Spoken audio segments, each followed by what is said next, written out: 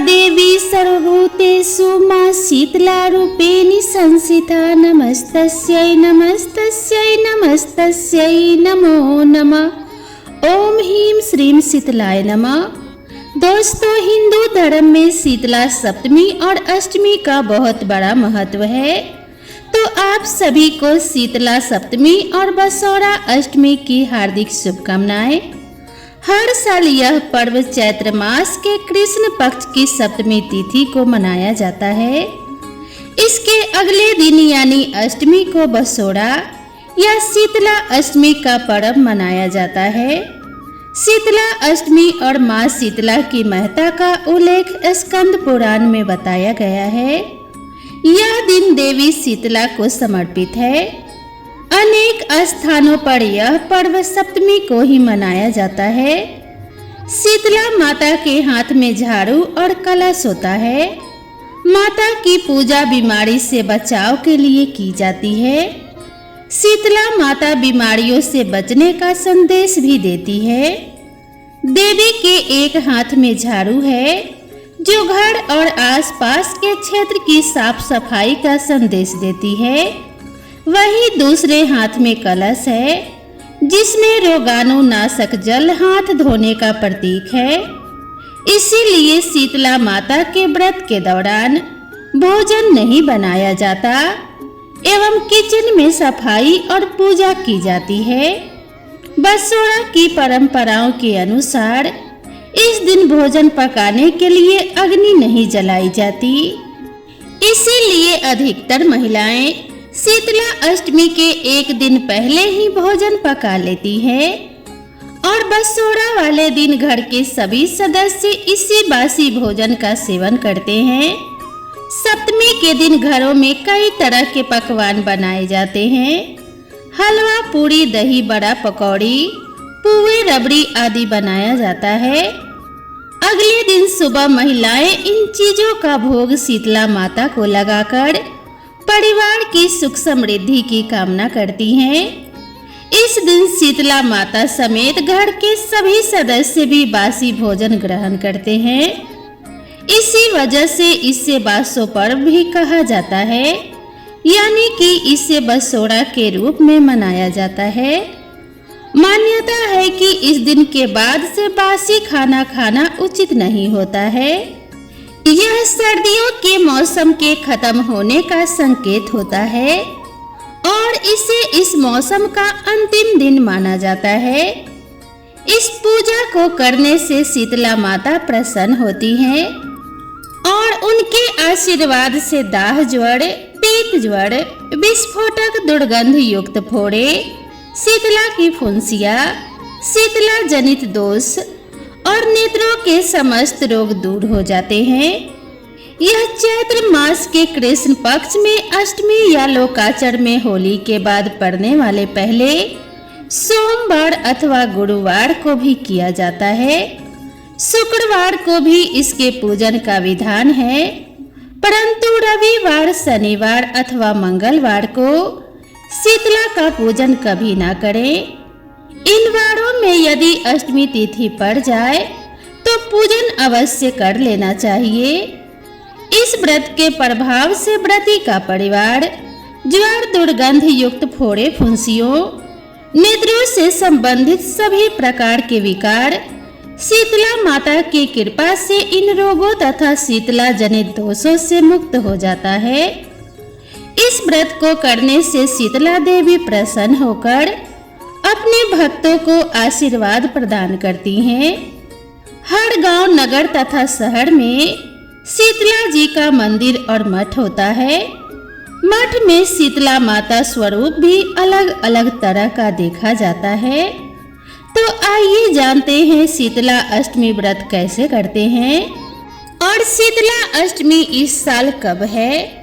शीतला अष्टमी तिथि का आरंभ पंचांग के अनुसार चैत्र माह की कृष्ण पक्ष की अष्टमी तिथि 22 मार्च को सुबह 4:23 पर शुरू होगी और इसका समापन अगले दिन यानी 23 मार्च को सुबह 5:23 पर होगा।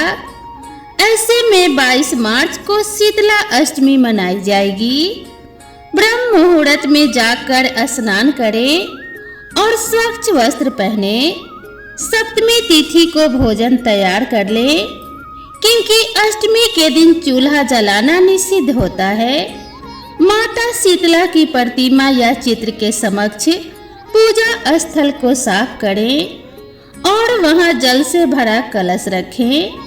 माता को रोली, अक्षत, मेहंदी, हल्दी, फूल, वस्त्र आदि अर्पित करें। बासी भोजन का भोग लगाएं, जिसमें पूड़ी, दही, पुआ, मठरी, बाजरा, मीठे चावल आदि शामिल हो।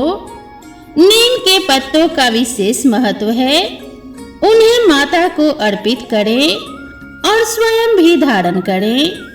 इसके बाद शीतला माता की कथा का पाठ करें और उनकी आरती करें। शीतला अष्टमी के अवसर पर बासी भोजन का सेवन और माता को उसका भोग लगाने की परंपरा है। इसके पीछे मुख्यतः दो मान्यताएं विद्यमान है।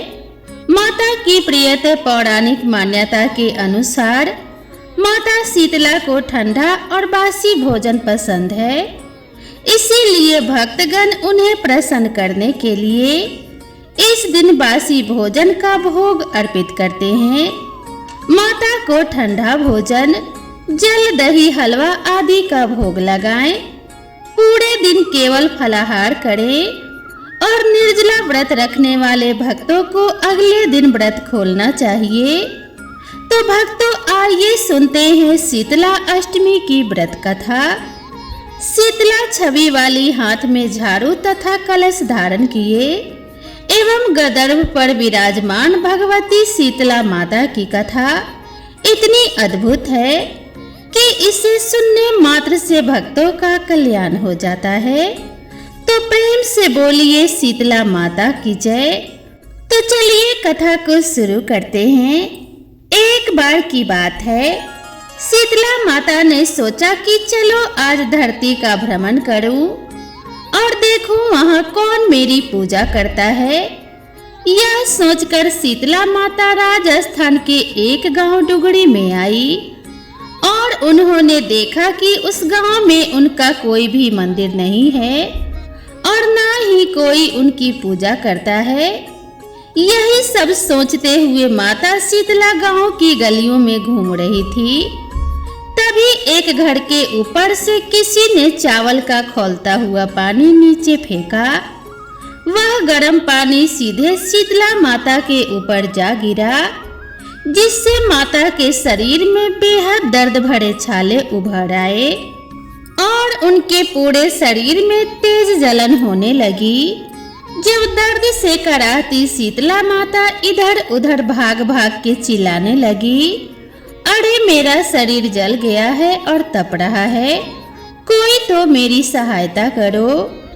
लेकिन उस गांव में किसी ने भी शीतला माता की सहायता नहीं की। वहीं एक कुम्हारन घर के बाहर बैठी हुई थी। उस कुम्हारन ने देखा कि अरे यह बुजुर्ग माई तो काफी जल गई है, तो उसने कहा कि हे माई, यहाँ आकर बैठ जाइए, मैं आपके शरीर पर ठंडा पानी डालती हूँ। ऐसा कहते हुए वह कुम्हारन ने बुजुर्ग माई पर ठंडा पानी डाला और बोली कि हे माई, मेरे घर में रबड़ी रखी है और थोड़ा दही भी है, आप इसे खा लें, इससे आपको बहुत राहत मिलेगी। जब बुजुर्ग माई ने ठंडी रबड़ी और दही खाया तो उनके शरीर को काफी ठंडक मिली और उनकी जलन भी कम हो गई। उस कुम्हारन की सेवा भाव देखकर शीतला माता उससे अत्यंत प्रसन्न हुई और अपने वास्तविक रूप में प्रकट होकर बोली, मैं शीतला देवी हूँ और मैं इस धरती पर देखने आई थी कि कौन मुझे मानता है और कौन मेरी पूजा करता है, और मैं तुम्हारे इस सेवा भाव से अत्यंत प्रसन्न हूँ। तब उस कुम्हारन ने हाथ जोड़कर कहा कि हे माँ, मेरे घर में तो हर तरफ दरिद्रता बिखरी हुई है, ना तो चौकी है ना बैठने का आसन, मैं आपको कहाँ बैठाऊं। यह सुनकर शीतला माता उस कुम्हारन के घर के बाहर खड़े गड्ढे पर बैठ गई और माँ ने एक हाथ में झाड़ू दूसरे हाथ में डलिया लेकर उस कुम्हारन के घर की संपूर्ण दरिद्रता को झाड़कर डलिया में भरकर फेंक दिया। फिर शीतला माता ने उस कुम्हारन से कहा, मैं तेरी सच्ची भक्ति से अत्यंत प्रसन्न हूँ, मांगो तुम्हें क्या वरदान चाहिए। तब कुम्हारन ने विनम्रता के साथ कहा कि हे माता, मेरी इच्छा है आप इसी डुगरी गांव में स्थापित होकर यहीं पर निवास करें और जिस प्रकार आपने मेरी निर्धनता को अपने झाड़ू से साफ कर दिया, वैसे ही जो भी भक्त होली के बाद अष्टमी को भक्ति भाव से आपकी पूजा करे, आपको ठंडा जल दही व बासी भोजन का भोग लगाए, उसके घर की दरिद्रता आप दूर करना एवं आपकी पूजा अर्चना करने वाली स्त्रियों की गोद हमेशा भरी रखना, उनकी संतानों को निरोगी एवं सुखी जीवन का आशीर्वाद देना। तब शीतला माता ने तथास्तु कहते हुए कुम्हारन की इच्छा पूर्ण की। मान्यताओं के अनुसार उसी दिन से डुगरी गांव में शीतला माता सदा के लिए विराजमान हो गई और इसके बाद से वह गांव शीतला की डुगरी के नाम से ही जाना जाने लगा। तो भक्तों, यह थी शीतला माता की कथा। आप शीतला माँ की पूजा के समय इस कथा को अवश्य सुने। आपके समस्त कष्टों, रोगों एवं निर्धनता रूपी असुर का संहार कर माँ शीतला आपका कल्याण करेंगी। इसी विश्वास और श्रद्धा के साथ आइए सब एक साथ मिलकर बोलते हैं जय हो शीतला माता की। अब आइए प्रेम पूर्वक श्रवण करते हैं शीतला माता की महिमा की दूसरी कथा। एक बार एक राजा के इकलौते पुत्र को शीतला चेचक निकली। उसी के राज्य में एक काछी पुत्र को भी शीतला निकली हुई थी। काछी परिवार बहुत गरीब था, पर भगवती का उपासक था। वह धार्मिक दृष्टि से जरूरी समझे जाने वाले सभी नियमों को बीमारी के दौरान भली भांति निभाता रहा। घर में साफ सफाई का विशेष ख्याल रखा जाता था। नियम से भगवती की पूजा होती थी। नमक खाने पर पाबंदी थी। सब्जी में ना तो कोई छौंक लगाता था और ना कोई वस्तु नित्य लाई जाती थी। गरम वस्तु ना वह स्वयं खाता, ना शीतला वाले लड़के को देता था। ऐसा करने से उसका पुत्र शीघ्र ही ठीक हो गया। उधर जब से राजा के लड़के को शीतला का प्रकोप हुआ था, तब से उसने भगवती के मंडप में सतचंडी का पाठ शुरू करवा रखा था। रोज हवन व बलिदान होते थे। राज पुरोहित भी सदा भगवती के पूजन में निमग्न रहते। राजमहल में रोज कड़ाही चढ़ती, विविध प्रकार के गरम स्वादिष्ट भोजन बनते। सब्जी के साथ कई प्रकार के मांस भी पकते थे।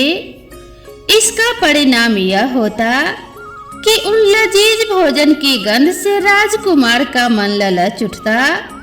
वह भोजन के लिए जिद करता।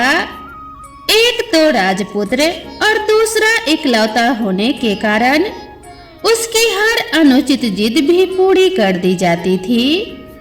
इस पर शीतला माता का कोप घटने के बजाय बढ़ने लगा। शीतला के साथ साथ उससे बड़े बड़े फोड़े भी निकलने लगे, जिनमें खुजली व जलन अधिक होती थी। शीतला की शांति के लिए राजा जितने भी उपाय करता, शीतला का प्रकोप उतना ही बढ़ता जाता। क्योंकि अज्ञानतावश राजा के यहाँ सभी कार्य उल्टे हो रहे थे, इससे राजा और अधिक परेशान हो उठा। उसकी समझ में नहीं आ रहा था कि इतना सब होने के बाद भी शीतला का प्रकोप शांत क्यों नहीं हो रहा है। एक दिन राजा के गुप्तचर ने उन्हें बताया कि काछी पुत्र को भी शीतला निकली थी, पर वह बिल्कुल ठीक हो गया है।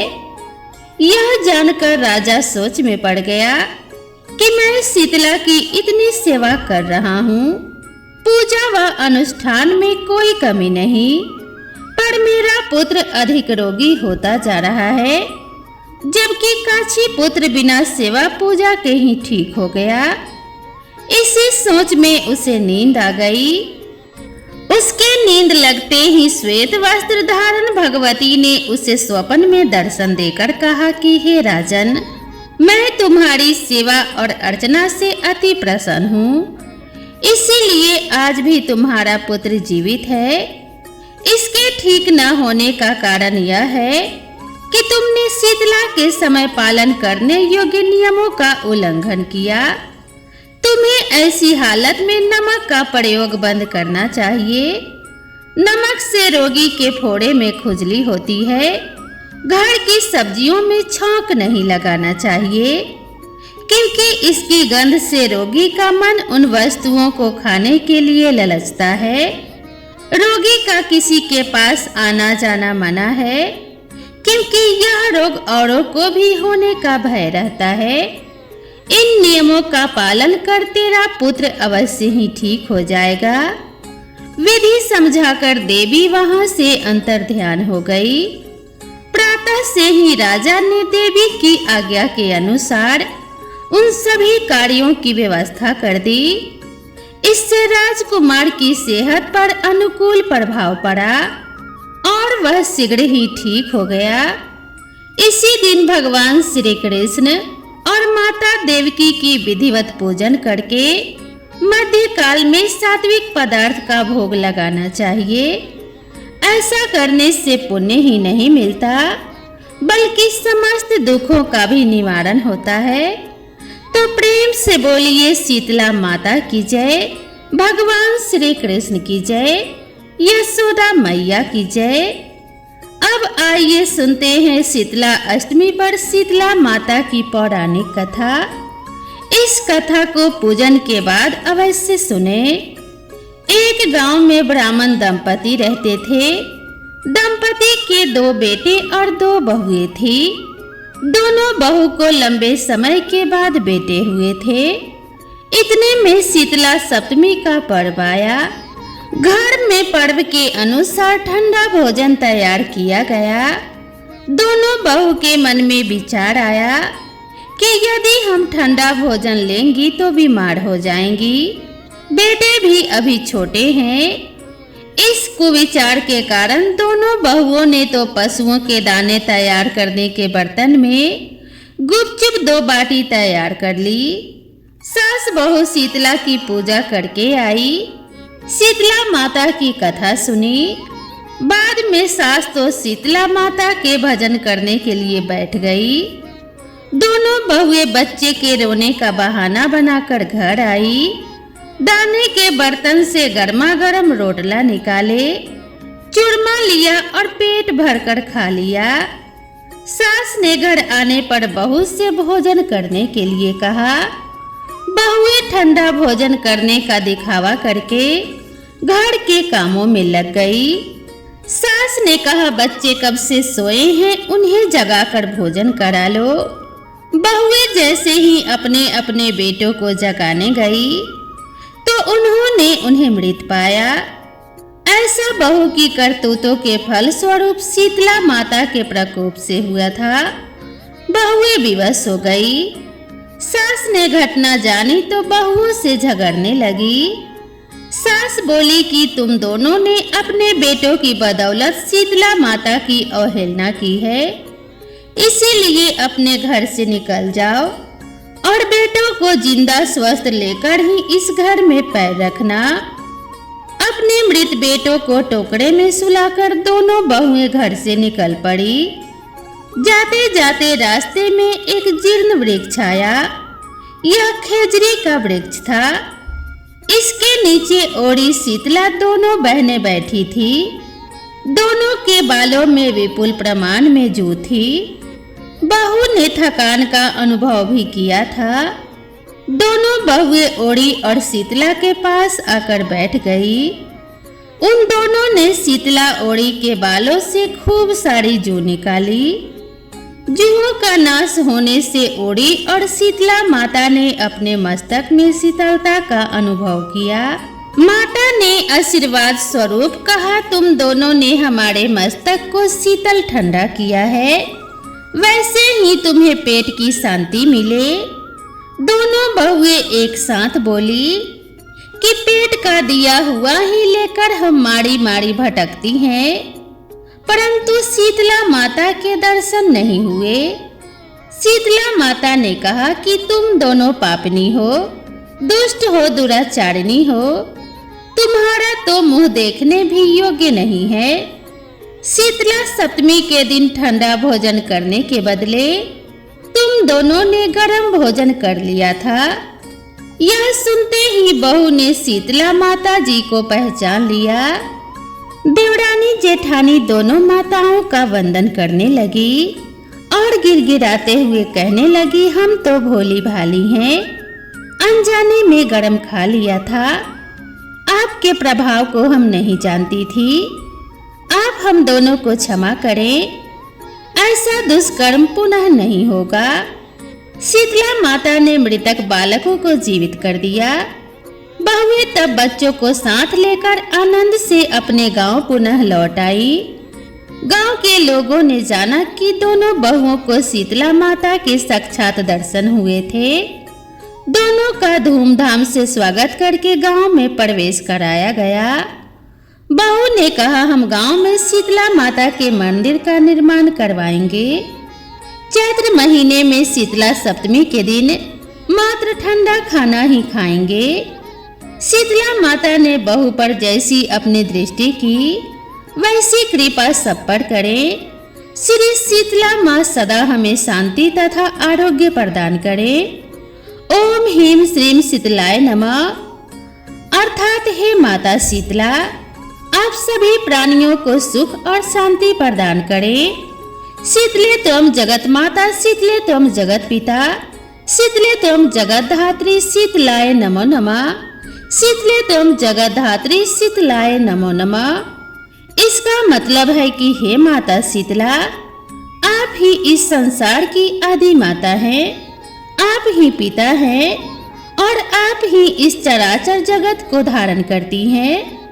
अतः आपको बारंबार नमस्कार है। प्रेम से बोलो श्री शीतला माता की जय। यदि आपका बच्चा लंबे समय से बीमार है तो ऐसे में शीतला अष्टमी के दिन शुभ मुहूर्त में माँ शीतला की पूजा करें और देवी को हल्दी अर्पित करें। इसके बाद परिवार के सभी सदस्यों को हल्दी लगाएं।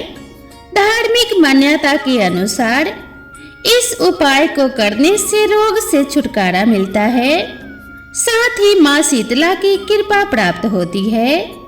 धार्मिक मान्यता है कि माँ शीतला का वास नीम के पेड़ पर होता है, तो ऐसे में शीतला अष्टमी के दिन नीम के पेड़ की पूजा कर नीम के पेड़ को जल अर्पित करें, पेड़ की परिक्रमा लगाएं।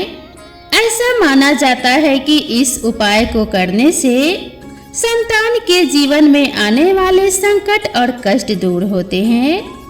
श्री शीतला माता की जय। तो दोस्तों, आप सभी को यह कथा कैसी लगी कृपया कमेंट करके जरूर बताएं और इसी तरह की नई नई कथा और नई नई कहानी के लिए मेरे चैनल से जुड़े रहें। चैनल पर पहली बार आए हैं तो चैनल को सब्सक्राइब करना ना भूलें और इस वीडियो को एक लाइक जरूर करें। तो मिलते हैं इसी तरह की नई कथा और नई कहानी के साथ। तब तक के लिए राधे राधे।